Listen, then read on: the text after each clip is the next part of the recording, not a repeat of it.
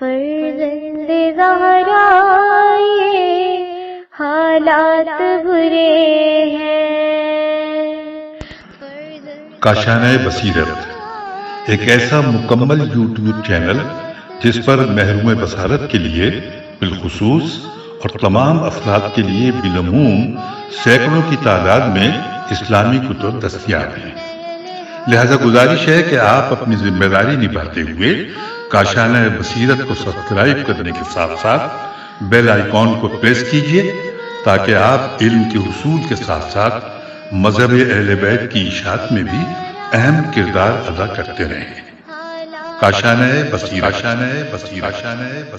فرزند زہرا یہ حالات برے ہیں۔ اعوذ باللہ من الشیطان الرجیم، بسم اللہ الرحمن الرحیم۔ رب اشرح لی صدری ویسر لی امری واحلل عقدۃ من لسانی یفقہوا قولی۔ اللہم صلی علی محمد وآل محمد وعجل فرجہم۔ کاشانہ بصیرت کے انتہائی قابل احترام سامعین کرام، السلام علیکم ورحمۃ اللہ وبرکاتہ۔ تفسیر الکوثر جلد نمبر 1 کی ریڈنگ کا پارٹ نمبر 53۔ الذين يأكلون الربا لا يقومون إلا كما يقوم الذي يتخبطه الشيطان من المس، ذلك بأنهم قالوا إنما البيع مثل الربا وأحل الله البيع وحرم الربا، فمن جاءه موعظة من ربه فانتهى فله ما سلف وأمره إلى الله ومن عاد فأولئك أصحاب النار هم فيها خالدون۔ جو لوگ سود کھاتے ہیں وہ بس اس شخص کی طرح اٹھیں گے جسے شیطان نے چھو کر حواس باختہ کیا ہو۔ اس کی وجہ یہ ہے کہ وہ کہتے ہیں کہ تجارت بھی تو سود ہی کی طرح ہے، حالانکہ اللہ نے تجارت کو حلال اور سود کو حرام قرار دیا ہے۔ پس جس شخص تک اس کے پروردگار کی طرف سے نصیحت پہنچی اور وہ سود لینے سے باز آ گیا تو جو پہلے لے چکا وہ اسی کا ہوگا اور اس کا معاملہ اللہ کے سپرد ہے، اور جس نے اعادہ کیا تو ایسے لوگ جہنمی ہیں جہاں وہ ہمیشہ رہیں گے۔ تشریح کلمات۔ الربا، را با واو، زیادتی، اضافہ، سود۔ تخبط، خا با تو، خبط یا خبط سے نکلا ہے حواس باختہ، پاگل، مجنون۔ تفسیر آیات۔ سب ہیڈنگ ہے سود کی تاریخ۔ عہد فرعونیہ میں سود کا رواج تھا، البتہ اس کی کچھ حدود و قیود متعین تھیں۔ چنانچہ یوخوریوس نامی فرعون نے قانون بنایا کہ قرض کی ادائیگی میں اگرچہ تاخیر ہو جائے تب بھی اس کا سود اصل سرمایے سے زیادہ نہیں ہو سکتا۔ افریقی اور رومن حکومتوں میں قرض کی عدم ادائیگی کی صورت میں مقروض خود اپنے قرض دہندہ کی ملکیت میں چلا جاتا تھا، لیکن بعد میں افریقی قانون ساز سولون نے اس غیر انسانی قانون کو ختم کر دیا اور شرح سود 12% کر دی۔ بعد میں رومن حکومتوں میں بھی یہی قانون برقرار رہا۔ دینی قوانین، یہ بھی سب ہیڈنگ ہے۔ آسمانی ادیان میں سود ہمیشہ حرام رہا، چنانچہ عہد قدیم میں مذکور ہے کہ جب کسی کو قرض دو تو اس کے ساتھ قرض خواہ کا سا سلوک نہ کرو اور مال کے لیے کسی فائدے کے مطالبہ نہ کرو۔ ملاحظہ ہو عہد قدیم آیت 25 فصل 12 سفر خروج، نیز آیت 35 فصل 25 سفر لادھی، اور انجیل لوقا آیت 34 اور 35 فصل نمبر 6۔ مسیحی تعلیمات میں سود کو قطعاً حرام سمجھا جاتا تھا، یہاں تک کہ مسیحی پوپ حضرات بھی سود کے بارے میں سخت موقف اختیار کرتے تھے، جبکہ وہ مذہبی مسائل میں تساہل برتنے کے عادی تھے۔ چنانچہ پوپ سکوبر کہتا ہے، جو یہ کہتا ہے کہ سود گناہ نہیں ہے وہ ملحد اور دین سے خارج ہے۔ پاپ بونی کہتا ہے سود خور لوگ دنیا میں ہی ہر قسم کی عزت و شرافت سے محروم ہو جاتے ہیں، یہ لوگ مرنے کے بعد تکفین کے بھی مستحق نہیں رہتے۔ ملاحظہ ہو رسالۃ الاسلام طبع قاہرہ اکتوبر 1951 عیسوی بحوالہ پاسکل خطاب نمبر 8۔ اور اگلی ہیڈنگ ہے مسیحی یورپ۔ یورپ میں فرانسیسی انقلاب تک تو کم و بیش سود کی ممانعت کا حکم نافذ رہا، لیکن انقلاب فرانس کے بعد 12 اکتوبر 1789 عیسوی میں ایک قانون کے ذریعے سود کو جائز قرار دے دیا گیا۔ ربا یعنی سود کی دو قسمیں ہیں۔ الف قرض پر سود جسے ربا النسیہ بھی کہتے ہیں، اس کی تعریف یہ کی گئی ہے کہ سود وہ زائد رقم ہے جو قرض خواہ اپنے مقروض سے اصل زر کے علاوہ وصول کرتا ہے۔ علامہ سیوطی نے الجامع الصغیر میں حضرت علی علیہ السلام کا یہ فرمان نقل کیا ہے، نیز مستدرک الوسائل جلد 13 صفحہ 409 پر امام محمد باقر علیہ السلام سے حضرت علی علیہ السلام کا یہ فرمان منقول ہے۔ ہر وہ قرض جو کسی منفعت کے حصول کا سبب بنے ربا ہے، اور اس کا ریفرنس ہے مستدرک الوسائل جلد 13 صفحہ 409، اعوالی الاعلی جلد 1 صفحہ 309۔ ب معاملاتی سود جسے ربا الفضل بھی کہتے ہیں، ربا الفضل بھی کہتے ہیں، یہ وہ اضافہ ہے جو کسی مخصوص اور ہم جنس اجناس کے تبادلے پر کیا جاتا ہے، جیسے 1 کلو گندم ادھار دے کر بعد میں اس کے عوض 1.25 کلو گندم لینا۔ قرآنی تعبیر کے مطابق سود خور حواس باختہ ہوتا ہے، اس کا ضمیر مردہ اور وہ عقل و شعور سے بے بہرا ہوتا ہے، کیونکہ ایک عقلی اور فطری توازن رکھنے والا شخص خواہ اس کا مذہب کچھ بھی ہو اپنے فطری تقاضوں کے مطابق احسان پسند ہوتا ہے، خود بھی احسان کرتا ہے اور دوسرے احسان کرنے والوں کو بھی پسند کرتا ہے۔ اس کے دل میں ناداروں اور محتاجوں کے لیے رحم اور ہمدردی کا جذبہ معجزن رہتا ہے۔ وہ مال و دولت کماتا ضرور ہے، مگر اپنی ضرورت سے زیادہ مال کو دوسروں کے خون پسینے کی کمائی بٹورنے کا ذریعہ نہیں بناتا، جبکہ سود خور دوسروں کی مجبوری سے فائدہ اٹھا کر ان کے خون پسینے کی کمائی پر ڈاکہ ڈالتا اور اپنی دولت میں اضافہ کرتا ہے۔ یوں دولت کے نشے میں حواس باختہ ہو کر اسے اس بات کا احساس نہیں رہتا کہ اس کی اس درندگی سے کتنے ضرورت مندوں پر تباہ کن اثرات مرتب ہو رہی ہیں۔ قرآن اپنے دستور میں سود کو صدقے کے مقابل ذکر فرماتا ہے۔ صدقے کے پس منظر میں ایک ایثار پسند انسانی اقدار کا مالک اور پاکیزہ نفس موجود ہوتا ہے، جبکہ سود کے پس پردہ ایک مفاد پرست، بدخو اور درندہ صفت انسان موجود ہوتا ہے۔ صدقہ اپنے خون پسینے کی کمائی سے دوسروں کا دکھ درد بانٹنے کا نام ہے، جبکہ سود دوسروں کے خون پسینے میں اپنا لقمہ تر کرنے سے عبارت ہے۔ تمام اسلامی قوانین میں ایک بنیادی اصول مد نظر رکھا جاتا ہے، لا ضرر ولا ضرار فی الاسلام، مستدرک اور اس کا ریفرنس ہے اعوالی الاعلی، اس کا ریفرنس ہے وسائل الشیعہ جلد نمبر 26 صفحہ 14۔ یعنی اسلامی قوانین میں ضرر کا پہلو نہیں ہوا کرتا۔ اسلام کا کوئی حکم اور قانون ضرر کی بنیاد پر قائم نہیں رہ سکتا۔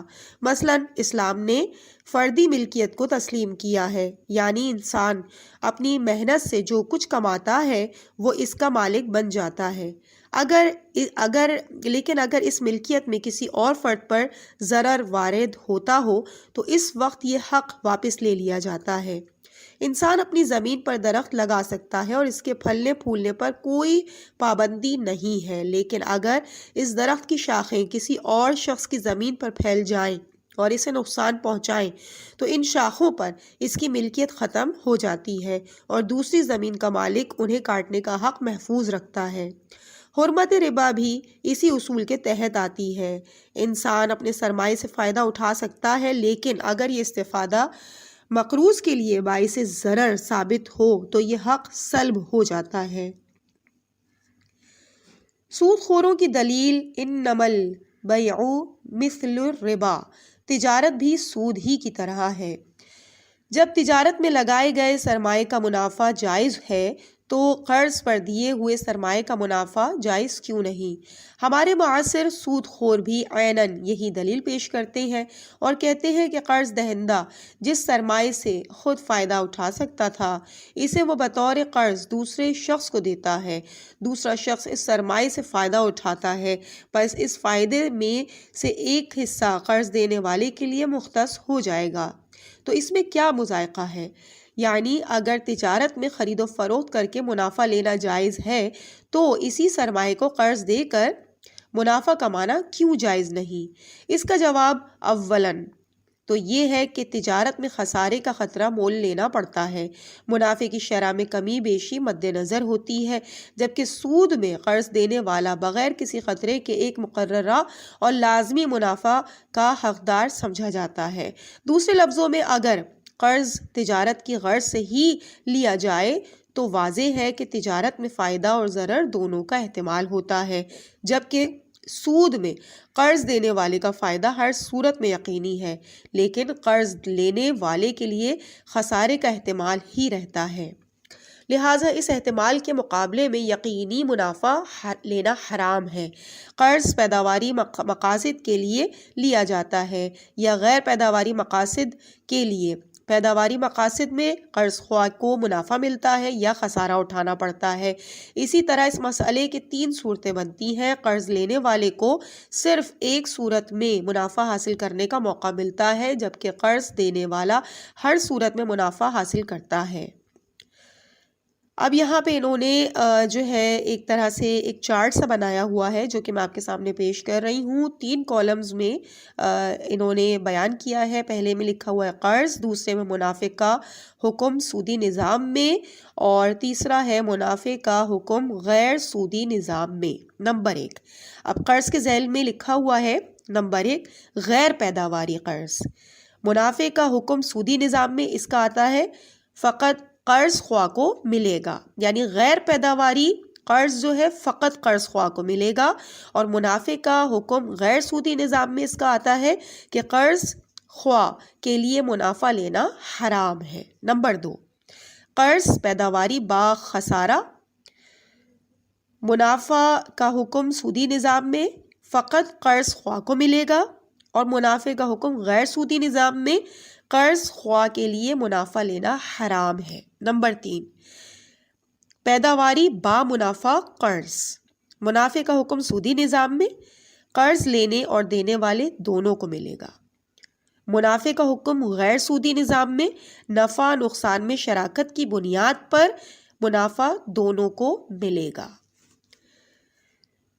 سود درجہ ذیل اقتصادی برائیوں کا حامل ہونے کی وجہ سے بھی ممنوع ہے۔ نمبر 1 یا الف، غیر سودی نظام میں پہلے منافع جات کو یقینی بنایا جاتا ہے، پھر یہ منافع معاہدے کے تحت سرمایہ اور محنت کے درمیان تقسیم کیا جاتا ہے، جبکہ سودی نظام میں سرمایہ منافع دے یا نہ دے صاحب سرمایہ کو ہر صورت میں منافع مل جاتا ہے، جو کہ عدل و انصاف کے سراسر خلاف اور ایک ظالمانہ قانون ہے۔ مندرجہ والا چارٹ سے یہ بات بھی سامنے آتی ہے کہ سودی نظام کے تحت روئے زمین کی تمام پیداواری منافع جات چند اشخاص کی جیب میں جمع ہو جاتے ہیں، کیونکہ قرض لینے والوں کو 3 صورتوں میں سے ایک صورت میں منافع ملتا ہے، جبکہ قرض دینے والے کو ہر صورت میں منافع حاصل ہوتا ہے۔ یہ منافع بھی زیادہ تر قرض دینے والے کو ملتا ہے اور قرض لینے والے کے پاس کچھ بھی نہیں بچتا۔ مثلاً ایک ملک 30 ارب کا سودی قرض لیتا ہے، جس میں سے 6 ارب 20% یعنی روپے بطور سود دینے ہوں گے۔ اس رقم میں سے 10 ارب روپے غیر پیداواری امور پر خرچ ہوتے ہیں جن کا کوئی منافع نہیں۔ دوسرے 10 ارب سے جو کاروبار کیا جاتا ہے وہ خسارے کا شکار ہو جاتا ہے۔ تیسرے 10 ارب سے کاروبار کرنے پر 2 ارب روپے منافع ملتا ہے۔ چنانچہ مقروض ملک کو 4 ارب روپے کا خسارہ اپنے خزانے سے ادا کرنا پڑے گا۔ اس طرح ملک کی تمام پیداواری صلاحیت سرمایہ دار ملک کے مفاد میں چلی جائے گی۔ جیم، ایک ملک کا اپنا سرمایہ 10 ارب ڈالر ہے، جبکہ بجٹ 20 ارب ڈالر کا ہے، لہٰذا وہ 10 ارب ڈالر قرض لے گا اور اس پر 2 ارب ڈالر سود دے گا، یعنی یہ ملک 10 کی جگہ 12 ارب ڈالر واپس کرے گا۔ اس طرح اس ملک کا اپنا سرمایہ گھٹ کر 8 ارب رہ جاتا ہے۔ بعد میں اسے سود در سود کے طور پر اس 2 ارب ڈالر کا بھی سود دینا پڑے گا۔ آخرکار اس ملک کی پوری پیداواری صلاحیتیں اس قرض خواہ ملک کے قبضے میں چلی جائیں گی۔ دال، صنعت کار سودی قرض لیتے ہیں، پھر سود ادا کرنے اور کچھ منافع کمانے کے لیے وہ اپنی پیداواری اشیاء کی قیمت بڑھاتے ہیں۔ اس طرح اس کا بوجھ صارفین پر پڑتا ہے اور پورا معاشرہ سود کے برے اثرات سے متاثر ہوتا ہے، جبکہ نفع صرف سود خوروں کی جیب میں جاتا ہے۔ حکومتیں سودی قرض لے کر ادائیگی کے لیے ٹیکسوں کا بوجھ عوام پر ڈالتی ہیں، اس طرح پورا ملک متاثر ہوتا ہے۔ دور جاہلیت میں سود کے مفاسد اگرچہ کم نہ تھے، لیکن آج کل اس کے مفاسد اور زیادہ نمایاں ہیں۔ سودی استحصالی نظام ہی کی وجہ سے تیسری دنیا خصوصاً اسلامی دنیا پر اخلاقی، اقتصادی، سیاسی، عسکری، دینی اور ثقافتی میدانوں میں درندہ صفت استعماری طاقتوں کی بالادستی قائم ہے۔ یوں زندگی کا کوئی شعبہ سود کے برے اثرات سے محفوظ نہیں رہا۔ سوال، سود قرض کی رقم کا کرایہ ہے؟ اگر کرایہ لینا جائز ہے تو کیا فرق پڑتا ہے کہ رقم کا کرایہ لیا جائے یا گھر کا؟ جواب، کرائے میں گھر کی ملکیت گھر کے مالک کے پاس رہتی ہے، لہٰذا گھر کا نفع نقصان مالک سے مربوط ہوتا ہے، جبکہ قرض میں قرض دینے والا قرض کی عین رقم کا مالک نہیں رہتا، لہٰذا اس رقم کی سود و ضیاع کے اثرات اس پر مرتب نہیں ہوتے۔ ثانیاً، گھر سے استفادہ یقینی ہوتا ہے، یعنی کسی خسارے یا کمی بیشی کا خطرہ نہیں ہوتا۔ نیز اجارے میں جب تک استفادہ ہے کرایہ ہے، اگر استفادہ نہیں کرایہ نہیں۔ مثلاً ایک گھر کرائے پر ہے تو گھر میں رہائش کا استفادہ ہو تو کرایہ دیا جائے گا، اگر ضرورت نہ ہونے کی وجہ سے یا قابل استفادہ نہ ہونے کی وجہ سے استفادہ نہیں ہو رہا تو کرایہ نہیں دیا جائے گا۔ جبکہ ربا میں خواہ رقم قابل استفادہ ہو یا نہ ہو، رقم کی اب ضرورت ہو یا نہ ہو، اس وقت تک سود دینا پڑے گا جب تک اصل رقم واپس نہیں ہو جاتی۔ وَأَحَلَّ اللَّهُ الْبَيْعَ وَحَرَّمَ الرِّبَا، اللہ نے تجارت کو حلال اور سود کو حرام قرار دیا ہے۔ سود کی حرمت اور تجارت کی حلیت کے پیچھے درج ذیل معاشی اور اخلاقی امتیازات کار فرما ہیں۔ الف، تجارت اور تاجر۔ تجارت میں تاجر اپنے مال کو بازار میں پیش کرتا ہے اور منافع کی شرح بازار کے اتار چڑھاؤ کے مطابق مقرر کرتا ہے، اور بازار کا یہ اتار چڑھاؤ کبھی منافع دیتا ہے اور کبھی دیوالیہ کر دیتا ہے۔ اس لیے تاجر اور گاہک دونوں فعال اور ہوشیار رہتے ہیں اور معاشی امور کے لیے مفید واقع ہوتے ہیں، جبکہ سودی نظام میں سرمایہ کا منافع یقینی ہوتا ہے اور صرف محنت کرنے والا ہی خطرہ مول لیتا ہے۔ تجارت میں بائع اور مشتری دونوں فائدہ لیتے ہیں، مشتری خریدی ہوئی چیز کا اور بائع فروخت شدہ مال کا نفع لیتا ہے، جبکہ سودی معاملے میں قرض دینے والا یقینی نفع کماتا ہے۔ حالانکہ قرض لینے والا اگر غیر پیداواری ضرورت کے لیے قرض لیتا ہے تو اس میں اسے کوئی نفع نہیں، اور اگر پیداواری امور کے لیے قرض لیتا ہے تو بھی نفع یقینی نہیں ہوتا۔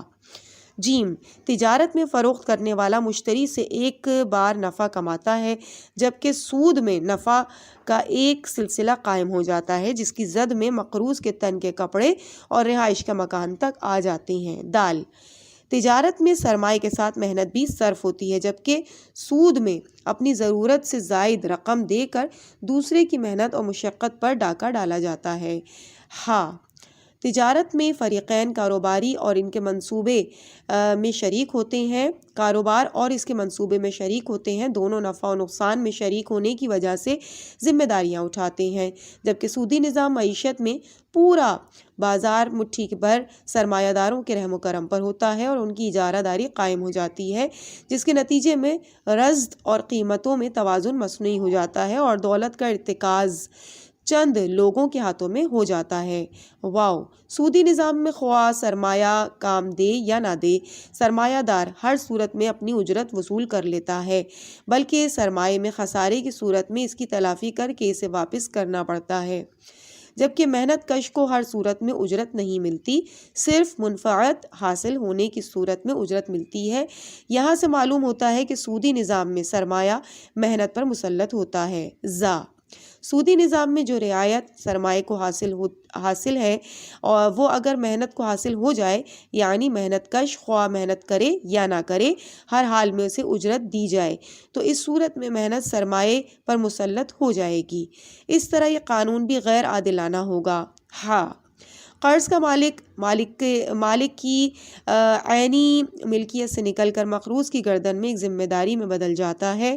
قرض کا وجود عینی یا نفع دیتا ہے یا خسارہ دیتا ہے۔ اب جب کہ قرض کے مقروض کے ذمے پر آنے کے بعد قرض دینے والا عین مال کا مالک نہ رہا، بلکہ اب قرض لینے والا اس کا مالک ہے، لہٰذا مال کے تلف ہونے کی صورت میں یہ مقروض کا مال ہے جو تلف ہو جاتا ہے، نہ کہ قرض دینے والے کا۔ اسی لیے اس مال کے سود و ضیاع دونوں کا تعلق قرض لینے والے سے مربوط ہوتا ہے۔ سوال: کچھ حضرات یہ خیال کرتے ہیں کہ غیر پیداواری قرض میں سود حرام ہے، مگر تجارت کی طرح پیداواری قرض میں سود حرام نہیں۔ جواب: جس دلیل سے سود کی حرمت ثابت ہو جاتی ہے، اس دلیل کے سیاق و سباق میں ہر سود حرام ہے۔ اس میں پیداواری اور غیر پیداواری دونوں قسم کے قرضوں کا سود شامل ہے، اور ایسے شواہد بھی ملتے ہیں کہ زمانِ رسالت صلی اللہ علیہ وآلہ وسلم میں بھی لوگ تجارت کے لیے قرض لیا کرتے تھے۔ قرض دینے والا عین مال کا مالک نہیں رہتا، لہٰذا وہ اس مال کے آثار کا بھی مالک نہیں ہو سکتا، اس لیے اس مال پر مرتب ہونے والے مثبت اور منفی اثرات سے وہ متاثر نہیں ہوگا۔ لہٰذا سود لینا قرض کے مزاج کے خلاف ہے، کیونکہ اگر قرض مقروض کے قبضے میں آنے کے بعد تلف ہو جائے تو کہا جاتا ہے کہ یہ تمہارا مقروض کا مال تھا جو تلف ہو گیا، میرا قرض تمہارے ذمے ہے، جبکہ منافع دینے کی صورت میں کہا جاتا ہے کہ میرا مال تھا، جبکہ جس نے منافع دیا لہٰذا مجھے اس میں شریک کرو۔ بنا بری سودی نظام سراسر غیر عادلانہ ہے۔ ہیڈنگ ہے اسلامی بینکاری۔ اسلامی بینکاری کا اجمالی خاکہ کچھ اس طرح سے ہے: کھاتہ داروں کی رقوم دو اقسام پر مشتمل ہوں گی۔ عند الطلب قابل ادا قرضے، کرنٹ اکاؤنٹ، یہاں رقم بینک کو بطور قرض دی جائے گی، البتہ کھاتہ دار جب چاہے واپسی کا مطالبہ کر سکتا ہے۔ بینک اس رقم کا ایک حصہ محفوظ رکھے گا تاکہ مالکوں کو بوقت ضرورت واپس کر سکے۔ باقی سرمایہ کاروباری افراد کو مضاربت، جس کی تفصیل آگے آئے گی، کے اصول پر دے گا۔ مضاربت سے جو منافع حاصل ہوگا وہ بینک کا ہوگا، کھاتے دار کو اس پر کوئی منافع نہیں دیا جائے گا۔ چنانچہ موجودہ بینکاری نظام میں بھی اس مد میں کوئی منافع نہیں دیا جاتا۔ اس سے بینک کو خاصی آمدنی ہوگی، کیونکہ موجودہ بینکاری میں یہ بات تجربے سے آئی ہے کہ کرنٹ اکاؤنٹ میں جمع ہونے والی رقوم یعنی فکسڈ ڈپازٹ کے مقابلے میں زیادہ ہوتی ہیں۔ مضاربت، اس مد میں طویل المیعاد امانتوں یعنی فکسڈ ڈپازٹ، مضاربت کی بنیادی سرمایہ کے ساتھ سیونگ اکاؤنٹ بھی شامل رہے گا۔ اسلامی بینکاری نظام میں سیونگ اکاؤنٹ اور فکسڈ ڈپارٹمنٹ دونوں ایک ہی مد میں رکھے جاتے ہیں۔ مضاربت میں مدت کا تعین شرط نہیں ہے، البتہ مدت کا تعین کر لیا جائے تو بھی کوئی مضائقہ نہیں ہے۔ اس لحاظ سے اگر مدت کا تعین کیا جاتا ہے تو فکسڈ ڈپازٹ ہوگا، اور اگر مدت کا تعین نہیں کیا جاتا تو یہ سیونگ اکاؤنٹ ہوگا۔ دونوں صورتوں میں یہ رقوم مضاربت میں شامل ہوں گی۔ ان دونوں صورتوں میں اگر سرمایہ کا مالک اس دوران اپنی رقم نکال لے تو اس رقم کی مضاربت ختم ہو جائے گی، کیونکہ مضاربت میں طرفین کو یہ حق حاصل ہوتا ہے کہ وہ جب چاہیں مضاربت کو نسخ کر سکتے ہیں۔ اگر اس رقم کو تجارت پر لگانے اور نفع حاصل کرنے ہونے سے پہلے نکالا جائے تو مالک کو بلا منفعت صرف سرمایہ واپس ملے گا۔ اگر نفع حاصل ہونے کے بعد نکالا جائے تو جو منفعت حاصل ہو چکی ہو وہ حسب معاہدہ آپس میں تقسیم ہوگی، جیسا کہ آیت اللہ عظمی خوئی قدسرا فرماتے ہیں، معاملہ فسخ کرنے یا فسخ ہونے کی نوبت منافع کی حصول کے بعد ہے، تو اگر مالک سرمایہ اور تاجر آپس میں منافع تقسیم کرنے پر راضی ہوتے ہیں تو فبیہا، ورنہ جو راضی نہیں ہوتا اسے راضی ہونے پر مجبور کیا جائے۔ مضاربت کی تعریف میں حضرت آیت اللہ خوئی فرماتے ہیں، مضاربت یہ ہے کہ انسان کسی شخص کو تجارت کی غرض سے سرمایہ فراہم کرے تاکہ منفعت میں نصف یا 1/3 یا اس طرح کے حساب سے دونوں حصے دار ہوں۔ اسلامی بینک کاری کا نظام مضاربت کی بنیادوں پر درج ذیل ارکان پر قائم ہوگا۔ فریق اول مالک سرمایہ، فریق دوم محنت، درمیان میں کسی ثالث کا ہونا بھی درست ہوگا۔ یہاں بینک ثالث کا کردار ادا کرے گا۔ یہاں ثالث یعنی بینک کھاتہ داروں کی طرف سے وکیل ہوگا اور وہ کھاتہ داروں کا پیسہ صنعت کار، تاجر، زراعت کار وغیرہ کو مقروض شرائط کے تحت فراہم کرے۔ فریق اول کی ذمہ داری یہ ہے کہ وہ سرمایہ فراہم کرے اور شرائط کا تعین کرے۔ فریق دوم اس سرمایہ کی پیداوار کے لیے استعمال کرے اور شرائط طے کرے۔ سب ہیڈنگ ہے شروط۔ نمبر 1، منافع سرمایہ اور محنت کے درمیان تقسیم ہو، مثلا کل منافع میں سے چند فیصد سرمایہ کو، باقی محنت کو۔ نمبر 2، فریق اول یہ شرط عائد کر سکتا ہے کہ تاجر سرمایہ کو کسی خاص چیز مثلا کپڑے کے کاروبار یا زراعت کے لیے مختص کرے۔ اس صورت میں تاجر کو اس کی پابندی کرنا ضروری ہے، پابندی نہ کرنے کی صورت میں وہ خسارے کا ضامن ہوگا۔ ثالث، بینک اگر کھاتہ داروں کی طرف سے وکیل مقرر ہوتا ہے تو اس صورت میں بینک درج ذیل امور کا ذمہ دار ہوگا۔ نمبر 1، کھاتہ دار کی طرف سے تاجر کے ساتھ شرائط طے کرے گا۔ نمبر 2، بینک کو تاجر، صنعت کار وغیرہ کی پیداواری عمل اور بازار میں قیمتوں کے اتار چڑھاؤ پر نظر رکھنا ہوگی، جس کی روشنی میں کاروبار میں منافع یا خسارے کی صورتحال بینک سے پوشیدہ نہ ہوگی۔ اس مقصد کے لیے بینک کے پاس ایسے ماہرین اقتصادیات کا ہونا لازمی ہوگا جو تجربہ کار تاجر اور صنعت کار کی پہچان رکھتے ہوں اور ان کی کارگزاریاں اور پیداواری صورتحال پر نظر رکھ سکتے ہوں اور ایسی فضا قائم رکھ سکیں کہ کسی کو خیانت کرنے اور منافع چھپانے کا موقع میسر ہی نہ آئے۔ نمبر 3، بینک کھاتہ دار کی سرمایہ کی ضمانت بھی فراہم کرے کہ خسارہ ہونے کی صورت میں وہ اس خسارے کو ادا کرے گا۔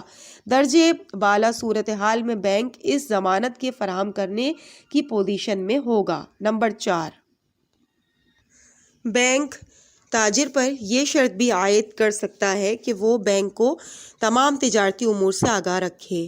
مال کی خریداری سے لے کر پیداواری عمل کے اختتام تک تمام مراحل بینک کے علم میں ہوں۔ جدید کمپیوٹرائز سسٹم کے ذریعے اس قسم کی تمام تفصیلات سے آگاہ رہنا نہایت آسان ہو گیا ہے۔ ہیڈنگ ہے منافع کی تقسیم۔ سرمایہ اور محنت کے درمیان منافع کی تقسیم میں بینک کو شریک نہیں کیا جا سکتا، کیونکہ بینک مضاربت میں فریق نہیں ہے، بلکہ بینک کو اپنی بینکنگ خدمات کے مقابلے میں حق الخدمت یعنی سروس چارجز ملے گا۔ اس حق الخدمت کی فقہی توجیہ کے لیے درج ذیل عناوین قابل تطبیق ہیں۔ جعلہ اجرت المثل، اجارہ وغیرہ۔ بینک اس سلسلے میں متعدد خدمات انجام دیتا ہے۔ نمبر 1، بینک چھوٹے سرمائے کو عظیم طاقتور بناتا ہے۔ اگر بینک کھاتہ داروں کے چھوٹے سرمائے کو جمع کر کے طاقتور سرمایہ نہ بناتا تو یہ چھوٹے اور کمزور سرمائے ملکی اقتصاد میں کوئی مؤثر کردار ادا نہیں کر سکتے تھے۔ نمبر 2، بینک سرمائے کو جمود رکود سے نکال کر اسے متحرک بناتا ہے۔ نمبر 3، بینک سرمائے کو متحرک بنانے کے لیے ماہرین کی خدمات حاصل کرتا ہے۔ نمبر 4، بینک کھاتہ داروں کے سرمائے کی ضمانت فراہم کرتا ہے۔ سودی بینک کاری کے متبادل دیگر غیر سودی اسلامی بینک کاری کے چند صورتیں درج ذیل ہیں۔ مشارکت، پہلی ہیڈنگ ہے مشارکت، یعنی سرمائے میں مشارکت کی بنیاد پر تجارت۔ اس میں بینک بجائے اس کے کہ تاجر کو سودی قرضہ دے، تاجر کے ساتھ سرمائے میں شرکت کرے گا۔ یہ نفع و نقصان میں شراکت کی بنیاد پر ہوگا۔ بینک یہ سرمایہ اپنے کھاتہ داروں کی رقوم سے فراہم کرے گا اور حاصل ہونے والا منافع کھاتہ داروں کو اس کی رقم کے مطابق ادا کرے گا۔ نمبر 2، وکالت، یعنی بینک تاجروں کو سودی قرضہ دینے کی بجائے انہیں اپنی طرف سے وکیل بنائے گا، اور بینک خود بھی کھاتہ داروں کی طرف سے وکیل ہے، تو یہ بجائے اس کے کہ خود تجارت کرے اپنی طرف سے دیگر تاجروں، صنعت کاروں اور زمینداروں کو وکیل بنا سکتا ہے۔ تاجر بینک کی طرف سے وکالت کی بنا پر سامان تجارت خریدے گا اور اسی وکالت کی بنا پر بینک کی طرف سے خود اپنے کو فروخت کرے گا، البتہ قیمت فروخت قیمت خرید سے زیادہ ہوگی۔ اس طرح بینک کو منافع ملے گا جو سودی منافع سے زیادہ ہو سکتا ہے۔ اگلی ہیڈنگ ہے مرابح بیع مؤجل۔ یہ اس طرح ہوگا کہ بینک اپنے نمائندوں، تاجروں اور صنعت کاروں وغیرہ کو تجارتی سامان خریدنے کے لیے سودی قرض دینے کی بجائے خود تجارتی سامان خریدے گا اور اس سامان کو تاجروں کے ہاتھ فروخت کرے گا۔ اس فروخت میں 3 باتیں ملحوظ رکھی جاتی ہیں۔ نمبر 1، یہ بیع مؤجل ہوں گی، بے یا عین بیع مؤجل ہوں گی، یعنی قیمت نقداً نہیں لی جائے گی بلکہ قیمت کی ادائیگی کے لیے مدت کا تعین کیا جائے گا۔ نمبر 2، قیمت خرید سے زیادہ قیمت پر فروخت کیا جائے گا، اس سے بینک کو آمدنی ہوگی۔ نمبر 3، بینک یہ سامان تاجر کی طرف سے آرڈر پر خریدے گا اور تاجر اپنے آرڈر شدہ سامان کے خریدنے کا پابند ہوگا، ورنہ خسارہ ہونے کی صورت میں تاجر یہ خسارہ بھرے گا چونکہ سامان اس کے آرڈر پر خریدا گیا ہے۔ اس کا ریفرنس ہے احکام بنوک یا احکام بینوک آیت اللہ فیاض۔ بیع مؤجل فقہی اعتبار سے درست ہونے کی صورت میں سودی نظام کے متبادل کے طور پر اس بیع کو اختیار کرنے میں کوئی مذائقہ نہیں ہونا چاہیے۔ اس کے باوجود فتاوی قاضی خان اور سندھ ہائی کورٹ کے ایک ڈویژنل بینچ نے اسے سود ہی کی ایک شکل قرار دیا ہے، جبکہ فقہی ماخذ نے اسے فقہ حنفی کے مطابق درست قرار دیا ہے۔ ہیڈنگ اسلامی فقہ کی روح سے سرمایہ کے احکام۔ اپنا مال کسی دوسرے کے حوالے کرنے کے درج ذیل صورتیں ہیں۔ نمبر 1، ودیعت، اپنا مال دوسرے کے حوالے اس لیے کرتا ہے کہ وہ اس کی حفاظت کرے، اسے ودیعت اور امانت کہتے ہیں۔ نمبر 2، قرض، اگر یہ مال کسی کے حوالے اس لیے کیا جاتا ہے کہ اس کی مثل اسے واپس کرے، یہ قرض ہے۔ نمبر 3، بضاعہ، اگر یہ مال بغیر اجرت لیے تجارت کے لیے دیا گیا ہو تو اسے بضاعہ یعنی سرمایہ کاری کہتے ہیں۔ نمبر 4، اگر یہ مال اس لیے دوسرے کو دیا گیا ہے کہ دوسرے شہر میں اس کو دیا جائے تو یہ حوالہ ہے۔ نمبر 5، اگر یہ مال دوسرے کو تجارت کے تحت منافع کے لیے دیا گیا ہے اسے مضاربت کہتے ہیں۔ اگر منافع کی تقسیم کا ذکر نہیں ہے تو یہ منافع سرمایہ کا ہوگا اور تاجر کو اجرت المثل مل جائے گی۔ اگر منافع کی تقسیم کا تعین ہو تو منافع ملنے کی صورت میں طرفین منافع کے حقدار ہوں گے۔ اگر خسارہ ہو تو محنت کو کچھ نہیں ملے گا اور خسارہ صاحب سرمایہ اٹھائے گا۔ ماخذ، مضاربت کے سلسلے میں امامیہ فقہی مصادر میں صراحت موجود ہے۔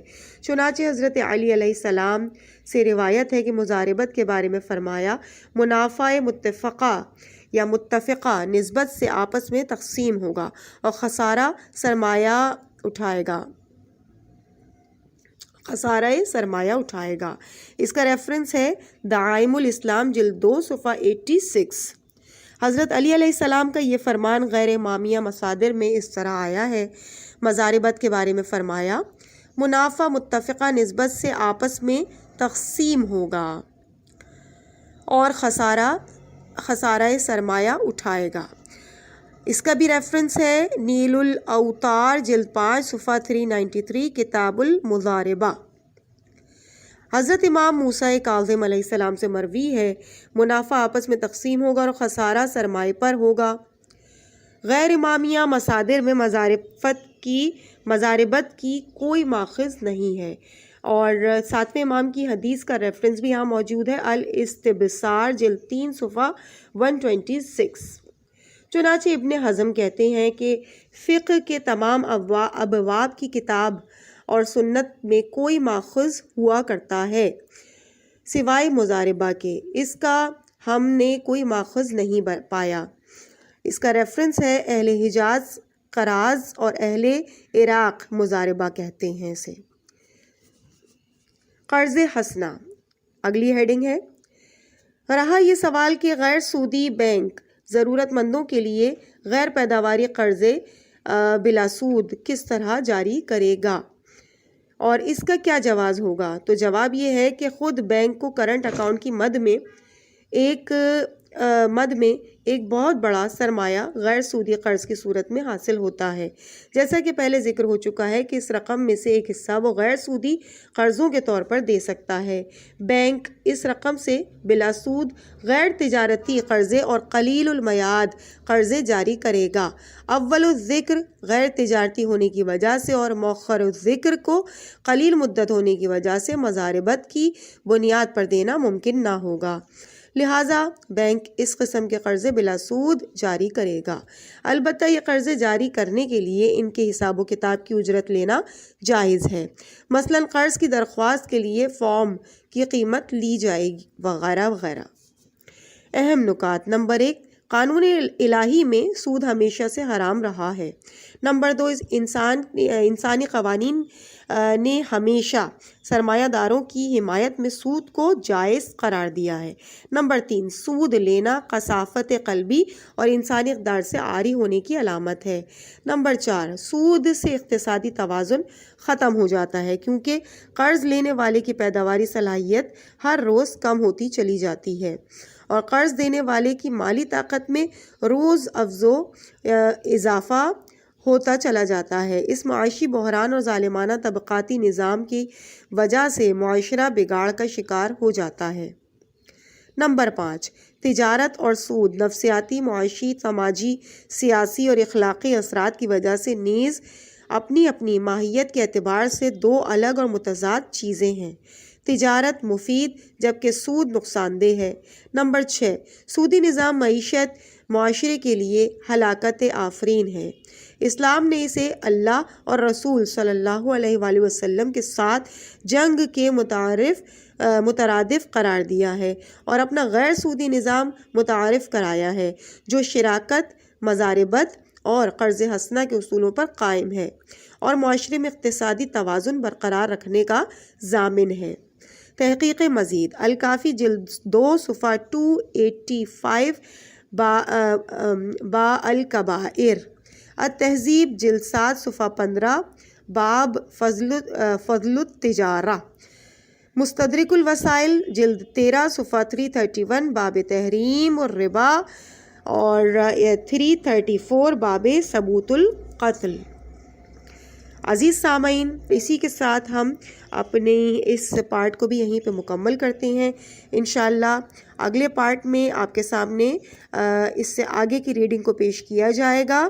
مجھے اپنی دعاؤں میں یاد رکھیے گا۔ والسلام علیکم ورحمۃ اللہ وبرکاتہ۔